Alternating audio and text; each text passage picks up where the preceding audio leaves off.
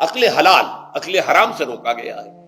وَلَا تَأْكُلُوا أَمْوَالَكُمْ بَيْنَكُمْ بِالْبَاطِلِ، اور دیکھو اپنے مال آپس میں باطل طریقوں سے مت کھاؤ۔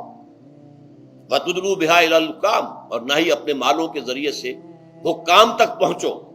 لِتَأْكُلُوا فَرِيقًا مِنْ أَمْوَالِ النَّاسِ بِالْإِثْمِ، کہ تم لوگوں میں سے کسی کا مال گناہ کے ساتھ ناجائز طور سے ہڑپ کر جاؤ، رشوت دے کر اور اپنے حق میں کوئی غلط فیصلہ کروا لو، وانتم تعلمون، جانتے پوچھتے یہ کام نہ کرو۔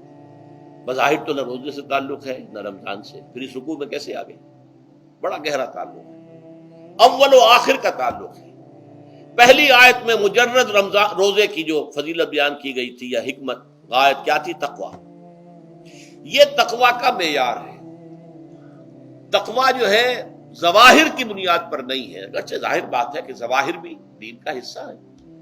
حضور کسی وضع قطع اختیار کرنا یقیناً ایک نیکی کا کام ہے، ہر چیز میں حضور کے نقش قدم پر چلنا، لیکن یہ ظواہر پر نہیں ہے۔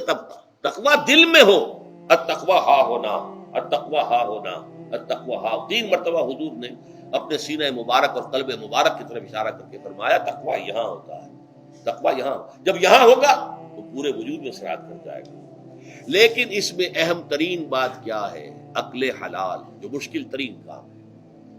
حرام کا لقمہ نہ آئے، ورنہ جیسے کہ کہا گیا ہے دعا کے بہترین مقام پر پہنچ گئے ہو، حرم کعبہ کے ملتزم کے ساتھ چمٹے ہوئے ہو اور دعائیں کر رہے ہو، اب اس سے زیادہ دعا کی قبولیت کا کون سا وقت ہو؟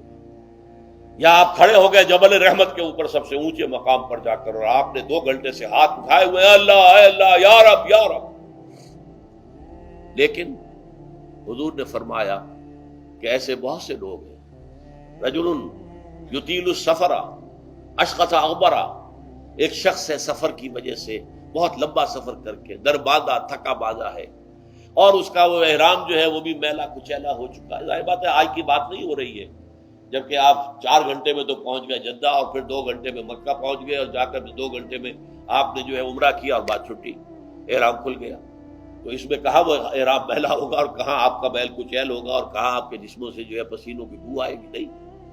لیکن جو یہ سب کرتے تھے اور پھر کعبے سے ملتزم سے چمٹ کر دعا کرتے تھے، یا رب یا رب، یمد یدہ الی السماء، وہ ہاتھ اٹھاتا ہے آسمان کی طرف، یا رب یا رب، وَأَنَّىٰ يُسْتَجَابُ لِذَٰلِكَ، اور اس شخص کی دعا کیسے قبول ہو؟